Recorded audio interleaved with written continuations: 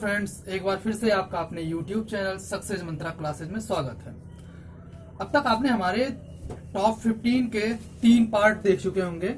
आज हम चौथा पार्ट लेके आए हैं हमने, जो कि काफी इम्पोर्टेंट है एग्जाम के पॉइंट ऑफ व्यू से। तो आप जब भी ये वीडियो देखें तो आप कॉपी और पेन लेके बैठे, इस क्वेश्चन को नोट करते जाइए। तो आज की क्लास स्टार्ट करते हैं, और स्टार्ट करने से पहले हमारी आपसे एक रिक्वेस्ट है कि अगर आप हमारे YouTube चैनल पर नए हैं तो आप हमारे चैनल को सब्सक्राइब कीजिए और बेल आइकन दबाइए, जिससे आपको हम आने वाली वीडियो के नोटिफिकेशन आप तक सबसे पहले पहुंचे। तो आज की क्लास स्टार्ट करते हैं। आज का पहला क्वेश्चन है, कवि इकबाल जिन्होंने सारे जहां से अच्छा लिखा है भारत के किस स्थान से संबंधित हैं। क्वेश्चन है, कवि इकबाल जिन्होंने लिखा है कि सारे जहां से अच्छा हिंदुस्तान हमारा, वो किस स्थान से रिलेटेड है। पहला ऑप्शन है दिल्ली, दूसरा है उत्तर प्रदेश,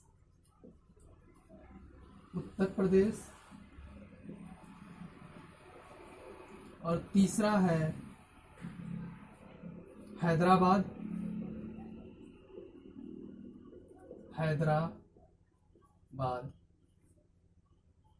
चौथा है पंजाब। अगर हम इसके आंसर की बात करें तो इसका आंसर होगा पंजाब। क्या आंसर होगा? पंजाब।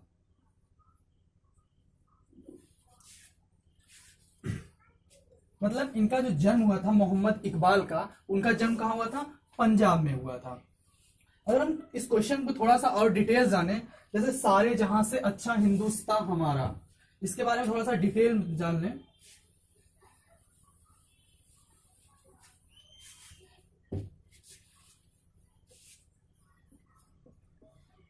सारे जहां से अच्छा,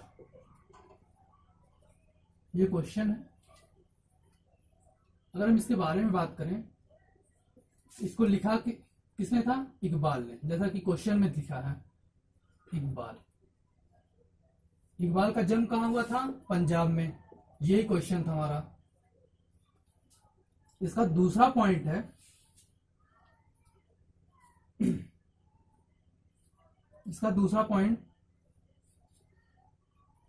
इस सारे जहां से अच्छा को पहले जो इन्होंने इकबाल जो मूल ये गीत लिखा गया है, उसका नाम पहले क्या था? तराना ए हिंद।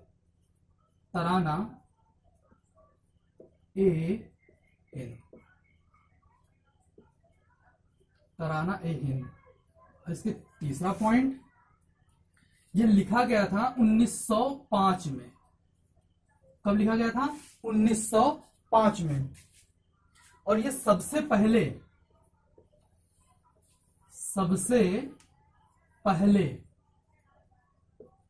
गाया गया था लाहौर में।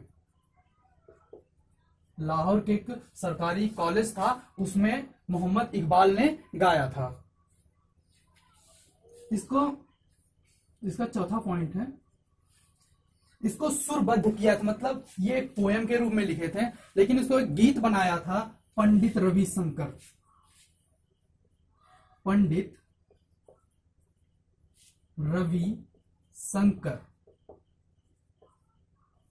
इन्होंने क्या किया था? इसको सुरबद्ध किया था।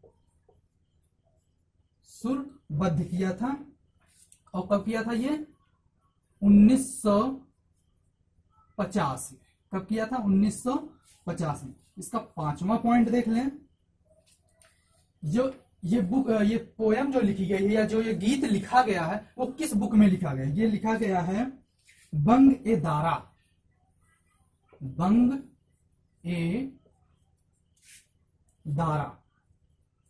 दारा में शामिल है।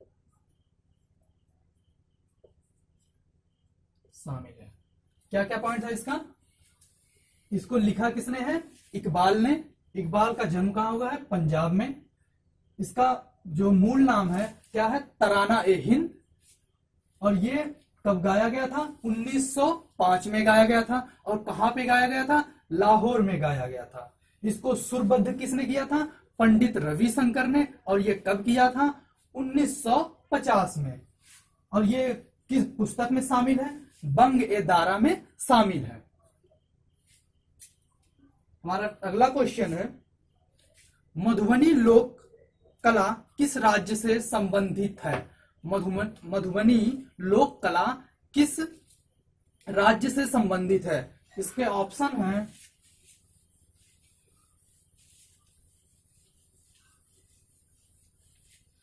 इसका जो ऑप्शन है, पहला ऑप्शन है उड़ीसा, दूसरा ऑप्शन है पश्चिम बंगाल,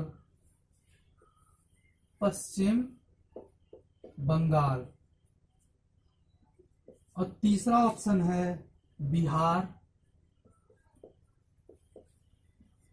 और चौथा ऑप्शन है राजस्थान।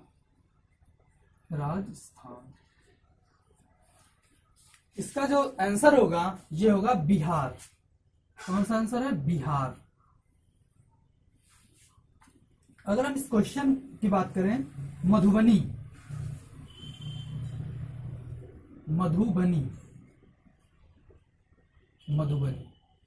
ये एक और नाम से जाना जाता है। उसका नाम है मिथिला पेंटिंग। क्या नाम है, मिथिला पेंटिंग।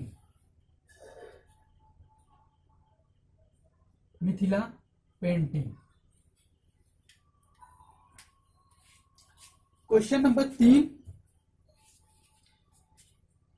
कौन सा संवैधानिक संशोधन के आधार पर मताधिकार के लिए न्यूनतम आवश्यक आयु 21 वर्ष से घटाकर 18 वर्ष कर दी गई। मतलब कौन सा ऐसा संविधान संशोधन हुआ था जो वोट देने का अधिकार था कि जो एज थी वो 21 साल थी, लेकिन उस संविधान संशोधन के करने के बाद उसकी एज कर दी गई 18 साल। वो कौन सा संविधान संशोधन था। इसके ऑप्शन है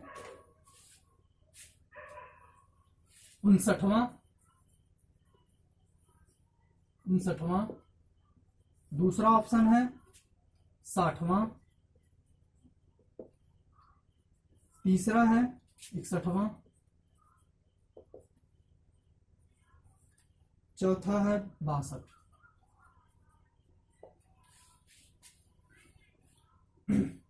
इसका आंसर होगा, इसका आंसर है 61वां संविधान संशोधन। कौन सा, 61वां संविधान संशोधन।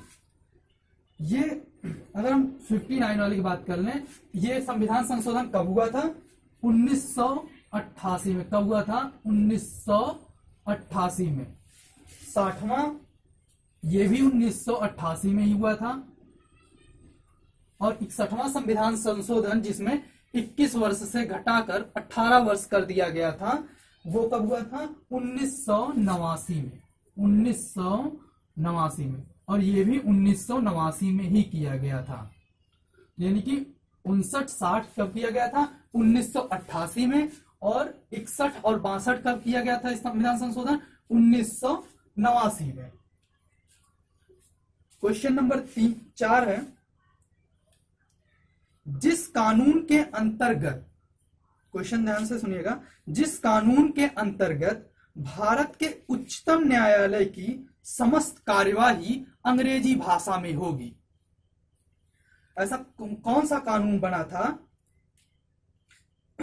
जिसमें यह बताया गया कि उच्च न्यायालय की जितनी भी कार्यवाही होगी वो किस लैंग्वेज में होगी, वो इंग्लिश में होगी। इसके ऑप्शन हैं, उच्चतम न्यायालय अधिनियम 1966, बी ऑप्शन है अनुच्छेद 145, सी ऑप्शन है संसद का विधि निर्माण 1962, और ऑप्शन डी है अनुच्छेद 348। तो इसका आंसर होगा, इसका जो आंसर होगा वो है अनुच्छेद 348। अनुच्छेद 348, अनुच्छेद 348 सही होगा, यानी कि चौथा ऑप्शन। ऑप्शन कौन सा है? डी वाला। क्वेश्चन नंबर 5, निम्नलिखित में से कौन सी एक विदेशी बैंक है जिसकी शाखाएं भारत में हैं? ऑप्शन 4 दिए होंगे, उसमें यह दिया है कि इन चारों में से ऐसा कौन सा बैंक है जो है तो विदेशी पर उसकी शाखाएं जो हैं वो इंडिया में भी है। तो इसके ऑप्शन कौन कौन से हैं?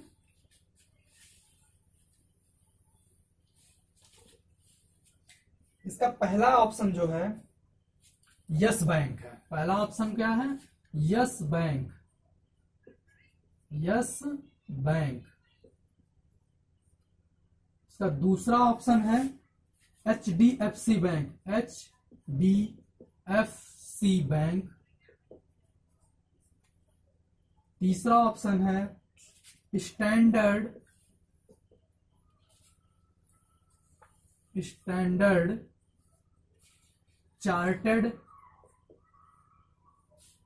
चार्टर्ड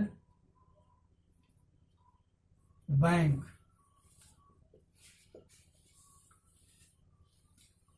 और चौथा ऑप्शन है IDBI बैंक। IDBI bank. तो इसका आंसर होगा standard chartered bank. Standard chartered bank.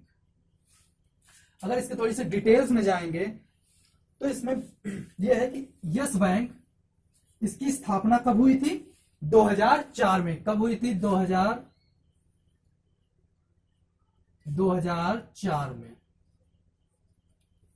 और इसके जो संस्थापक कौन थे? संस्थापक की बात करें तो ये संस्थापक हैं राणा कपूर।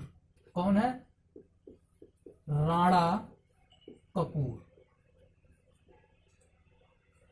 यस बैंक से रिलेटेड आजकल करंट में ये काफी फेमस है, यस बैंक से, क्योंकि इसमें घोटाला हो गया है।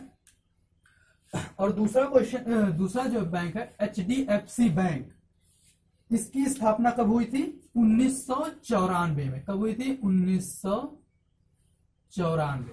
और इसके संस्थापक कौन है? संस्थापक जो हैं विभू वर्गीज। विभू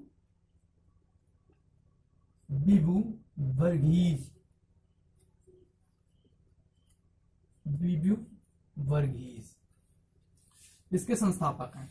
स्टैंडर्ड चार्टर्ड बैंक जो कि एक विदेशी बैंक है और उसकी शाखाएं जो है वो इंडिया में भी है। ये बना कब था? 1969 में। 1969 में। और ये है कहां की बैंक? ये है लंदन की। कहां की बैंक है? ये लंदन की बैंक है। और चौथा है IDBI बैंक। कौन सा बैंक है? IDBI bank. ये बना कब था? 1964 में।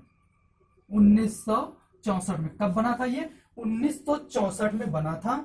और ये जो बैंक है ये सरकारी बैंक है। सरकारी बैंक है। ठीक, समझ में आ गया होगा? एक बार देख लें। यस बैंक कब बना? 2004 में बना। कब बना? 2004 में। और इसके संस्थापक कौन है? राणा कपूर। कौन है? राणा कपूर। दूसरा है HDFC बैंक। ये कब बना? 1994 में। और इसके संस्थापक कौन है? विभू वर्गीज। तीसरा है स्टैंडर्ड चार्टर्ड बैंक। ये कब बना था? 1969 में। और ये है कहां पे? लंदन में। कहां पे? लंदन में। और चौथा है IDBI बैंक। ये कब बना था? 1964 में। और ये एक सरकारी बैंक है। हमारा नेक्स्ट क्वेश्चन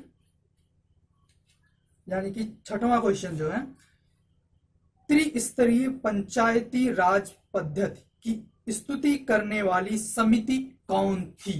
क्या थी? त्रिस्तरीय पंचायती राज पद्धति की स्तुति करने वाली समिति कौन थी? तो समिति कौन सी थी? इसके ऑप्शन जो है, इसमें जो पहला ऑप्शन है सादिल अली समिति। पहला ऑप्शन क्या है? सादिल अली समिति, सादिल अली समिति। दूसरा ऑप्शन गाडगिल समिति, गाडगिल समिति, गाडगिल समिति। तीसरा ऑप्शन है वीके राव समिति, वीके राव समिति। और चौथा ऑप्शन है B R Mehta, B R Mehta, Mehta समिति, समिति। ये चार ऑप्शन है। इसमें इस कौन सी समिति से त्रिस्तरीय पंचायती राज व्यवस्था संस्तुति की गई थी, यानी कि स्टार्ट की गई थी? तो इसका जो आंसर है बी आर मेहता समिति। कौन सा? बी आर मेहता समिति, यानी इसका फुल फॉर्म जो बलवंत राय मेहता समिति। अगर हम और ये सारी समिति की बात है, सादिक अली समिति, ये किससे रिलेटेड? ये भी पंचायती राज से ही रिलेटेड है। इसको स्टार्ट किया था राजस्थान सरकार ने ही, राजस्थान सरकार ने शुरुआत की थी, इस समिति को बनाया था। और कब बनाया था? 1964 में, 1964 में बनाया था। और ये इसलिए बनाया गया था, पंचायती राज व्यवस्था में सुधार के लिए बनाया गया था। दूसरा है गाडगिल समिति, ये पंचायती राज से रिलेटेड नहीं है, ये है पर्यावरण से संबंधित। किससे संबंधित है ये? पर्यावरण से, पर्यावरण से संबंधित। गाडगिल समिति कौन सा? पर्यावरण से संबंधित है ये समिति। तीसरा है वीके राव समिति, ये पंचायती राज व्यवस्था से रिलेटेड है। लेकिन इन्होंने क्या जो बताया था, इन्होंने कहा था कि 4 स्तरीय बनाया जाए, 4 स्तरीय पंचायत। जो प्रेजेंट टाइम में जो चल रहा है ये त्रिस्तरीय पंचायत है, लेकिन उन्होंने कहा था कि ये 4 स्तरीय पंचायत बनाई जाए, जिसे ये सरकार ने माना नहीं और इसको खारिज कर दिया, इस समिति को। और पंचायती राज दिवस भी मनाया जाता है, पंचायती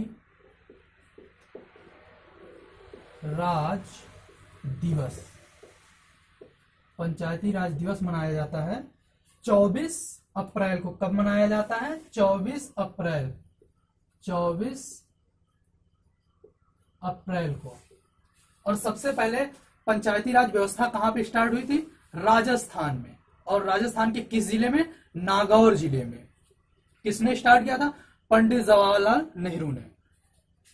हमारा नेक्स्ट क्वेश्चन जो है 7वां क्वेश्चन, परिवर्तन निदेशालय को संक्षिप्त रूप में कहा जाता है। क्या क्वेश्चन है? परिवर्तन निदेशालय को संक्षिप्त रूप में कहा जाता है। क्या कहा जाता है? पहले इसके ऑप्शन देख लीजिए।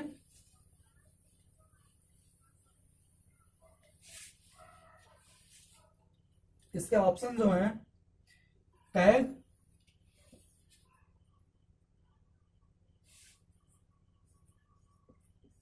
कैग, इसका दूसरा ऑप्शन है सीबीआई, सीबीआई, तीसरा ऑप्शन है ईडी, ईडी, और चौथा ऑप्शन है सीवीसी। कौन कौन से ऑप्शन है? कैग, सीबीआई, ईडी और सीवीसी। तो इसका आंसर जो होगा वो होगा ईडी। कौन सा आंसर है? ईडी। प्रवर्तन निदेशालय का जो संक्षिप्त रूप है उसको क्या है? वो ईडी है। अगर हम इसके फुल फॉर्म की बात कर लें तो ईडी का जो फुल फॉर्म है इन्फोर्समेंट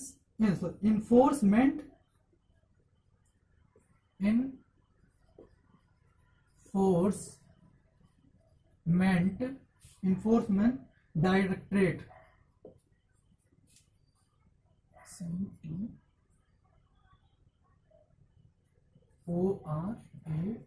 डायरेक्टरेट। और ये बनाया कब गया था?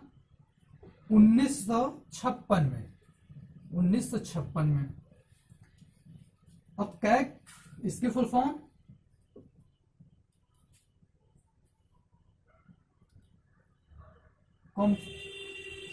कंप्ट्रोलर्स, COMPTROLLER,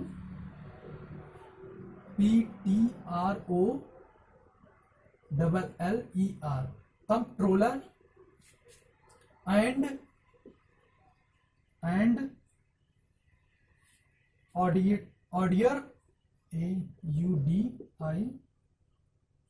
AUDIOR, auditor general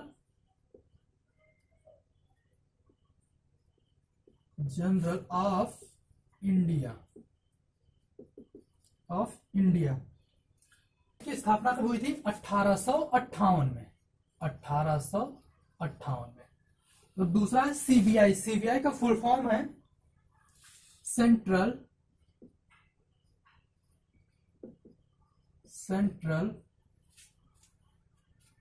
bureau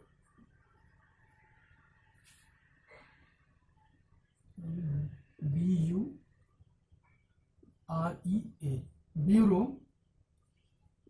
central bureau investigation.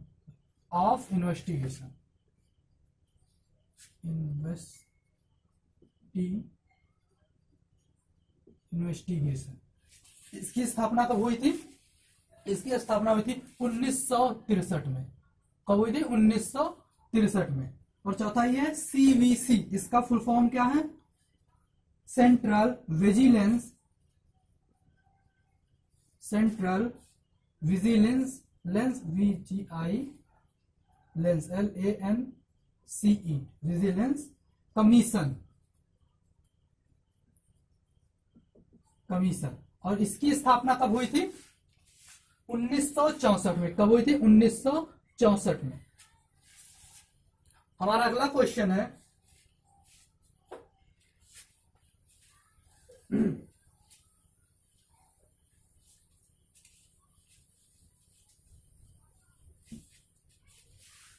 अगला क्वेश्चन, हाल ही रूबल मुद्रा डॉलर के मुकाबले काफी गिर गई है। यह किस देश की मुद्रा है? इसमें मेन क्वेश्चन क्या है? रूबल। इसमें पूछा गया कि रूबल जो है ये किस देश की मुद्रा है। तो इसके ऑप्शन जो दिए हैं, ऑप्शन पहला है रूस।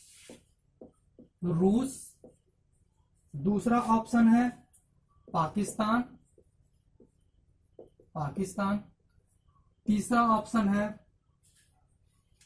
चीन और चौथा ऑप्शन है जापान। तो इसका जो आंसर होगा यानी कि रूबल, ये कहां की मुद्रा है? रूस की है मुद्रा। कहां की मुद्रा है? रूस की। अगर हम और सारे ये मतलब जो देश दिए हैं इनकी मुद्रा की बात करें तो पाकिस्तान की मुद्रा क्या है? पाकिस्तानी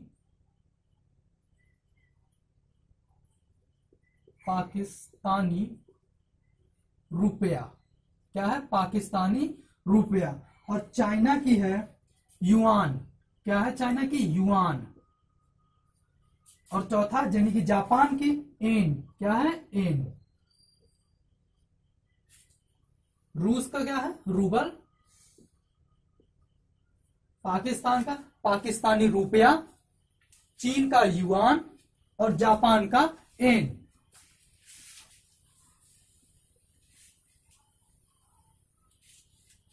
नेक्स्ट क्वेश्चन है, पहली इंडियन सुपर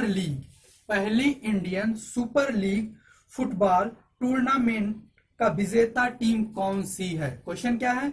पहली Indian super league football tournament की विजेता टीम कौन सी है?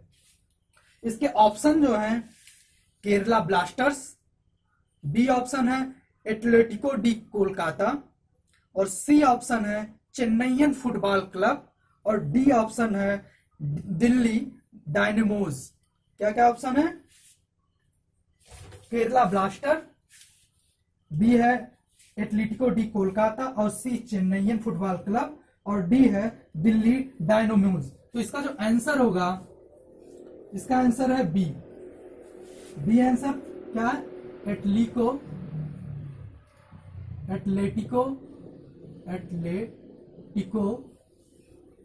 Atletico D Kolkata, D Kolkata. अगर इसके डिटेल्स में जाएं तो ये मैच कब हुआ था? 2014 में, जिसमें वो जीती थी 2014 में। डेट की बात करें यानी कि 20 दिसंबर 2014 में हुआ था। और उस टाइम कौन हारा, कौन था? पहला जो ऑप्शन है यानी कि केरला ब्लास्टर।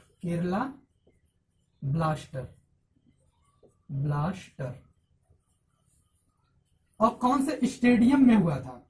अगर स्टेडियम की बात करें, स्टेडियम कौन से स्टेडियम में हुआ है? D Y Patil stadium, D Y Patil stadium.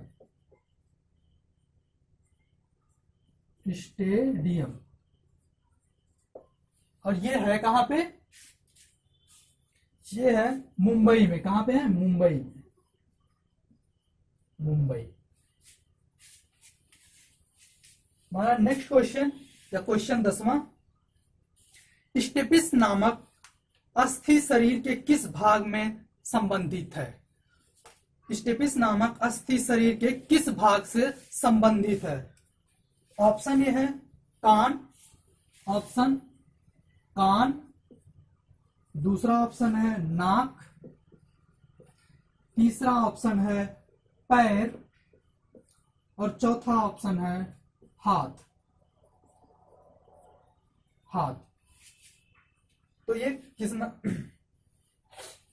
ये अस्थि यानी कि हड्डी किससे रिलेटेड है? कान से है। किससे रिलेटेड है? कान से। और जो स्टेपिस है ये जो है शरीर की सबसे छोटी हड्डी है। तो शरीर की अगर सबसे छोटी हड्डी होगी तो शरीर की सबसे बड़ी भी हड्डी होगी। तो सबसे बड़ी हड्डी कहां पाई जाती है? पैर में। कहां पाई जाती है? पैर में पाई जाती है, जिसका नाम कहते हैं फीमर। क्या नाम है? फीमर। सबसे बड़ी हड्डी।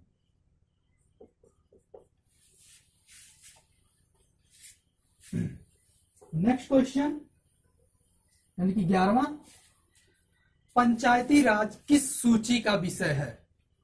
पंचायती राज किस सूची का विषय है? इसके ऑप्शन है संघ सूची, ऑप्शन बी जो है राज्य सूची, ऑप्शन सी है समवर्ती सूची, ऑप्शन डी है नन ऑफ दीज।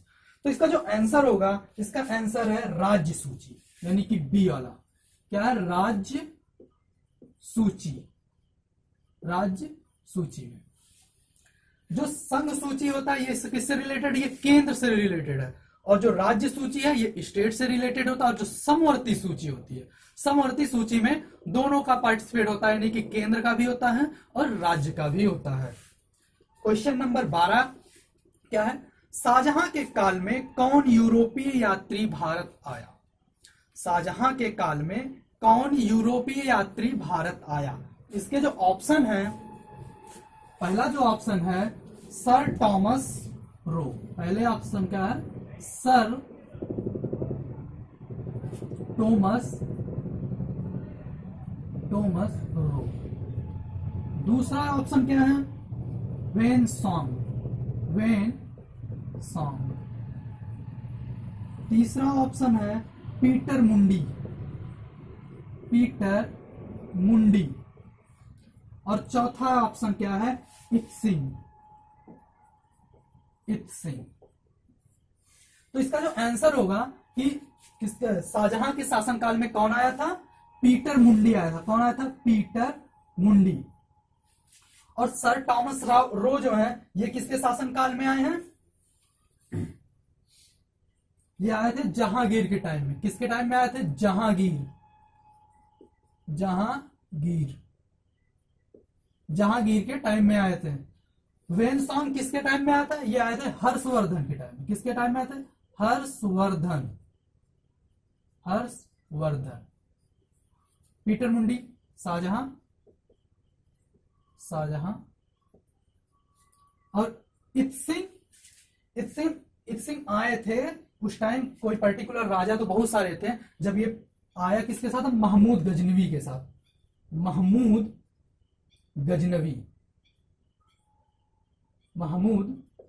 गजनवी के साथ आया था। हमारा जो नेक्स्ट क्वेश्चन है, क्वेश्चन नंबर 13, अकबर के टाइम में दीन इलाही धर्म कब चलाया? अकबर ने दीन इलाही धर्म कब चलाया? अकबर ने एक धर्म चलाया था जिसका नाम था दीन ए इलाही। वो कब चलाया था? इसके ऑप्शन जो है, पहला ऑप्शन इसका है 1579। ऑप्शन दूसरा जो है 1582। तीसरा ऑप्शन जो है 1583 और चौथा ऑप्शन है 1589। जो इसका सही आंसर होगा वो है 1582 यानी कि दूसरा। दीन इलाही जो धर्म चलाया था, सिर्फ उसका एकमात्र जो हिंदू था इस धर्म को अपनाया था वो कौन था? बीरबल। कौन था? बीरबल।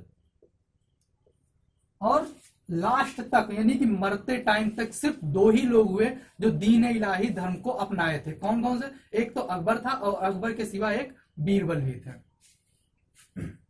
हमारा जो नेक्स्ट क्वेश्चन है यानी कि 14 नंबर, पैलेस ऑन व्हील्स रेलगाड़ी किस वर्ष शुरू हुई? कौन सी रेलगाड़ी है ये? Palace on wheels. तो इसके ऑप्शन जो है, पहला ऑप्शन है 1982, दूसरा ऑप्शन है 1984 और तीसरा ऑप्शन है 1986 और चौथा ऑप्शन है 1988। तो इसका जो आंसर होगा, इसका आंसर है 1982। कब है? 1982। और ये जो ट्रेन चली थी, ये ट्रेन कहां पे चली थी? राजस्थान में। ये वहां की सरकार ने चलाया था। इसका कारण क्या था चलाने का? कारण था पर्यटन को बढ़ावा देना। क्या कारण था? पर्यटन को बढ़ावा। जो ये पैलेस ऑन व्हील्स है ये एक लग्जरियस गाड़ी है। हमारा नेक्स्ट क्वेश्चन है जो क्वेश्चन नंबर 15 है, ऑपरेशन फ्लड संबंधित है। क्वेश्चन क्या है? ऑपरेशन फ्लड संबंधित है। इसके ऑप्शन है, ऑप्शन ए जो है नॉर्मन बोरलॉग, ऑप्शन बी जो है MS स्वामीनाथन, ऑप्शन सी है वर्गीस कुरियन, ऑप्शन डी है राजेंद्र सिंह।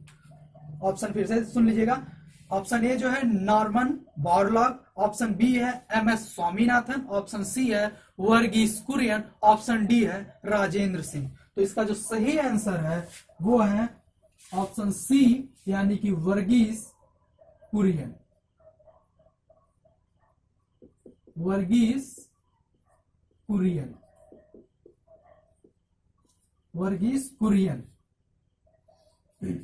अगर इसके थोड़ा डिटेल से जाए तो ये जो ऑपरेशन फ्लड था ये स्टार्ट कब हुआ था? 1970 में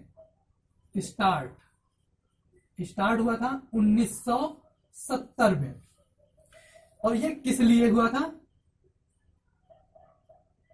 दूध के लिए। ऑपरेशन फ्लड का और भी नाम है, जैसे इसको हम श्वेत क्रांति भी कहते हैं। श्वेत क्रांति और दूसरा दुग्ध क्रांति। दुग्ध क्रांति।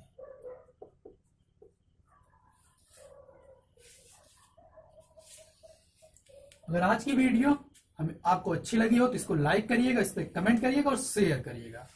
Thank you.